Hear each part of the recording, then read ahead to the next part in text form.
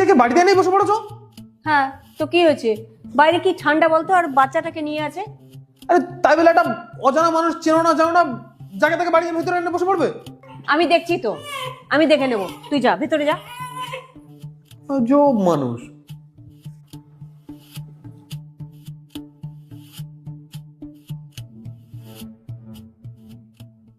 মা, সে কোথায় গেল? সে তো চলে গেছে। আরে টেবিলের তলায় আমার টাকা রাখা ছিল। ওই তো আছে তো।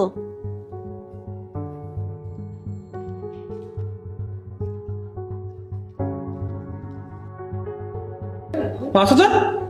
আমার তো 10,000 টাকা রাখা ছিল মা, এ তো 5,000 আছে।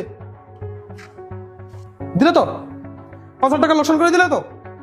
আরে মা, তোমাকে আমি কতবার বলেছি যে বাইরে অজানা মানুষকে হুটহাট করে বাড়িতে ঢোকাবে না, কে জানে কে কোন উদ্দেশ্যে আসে।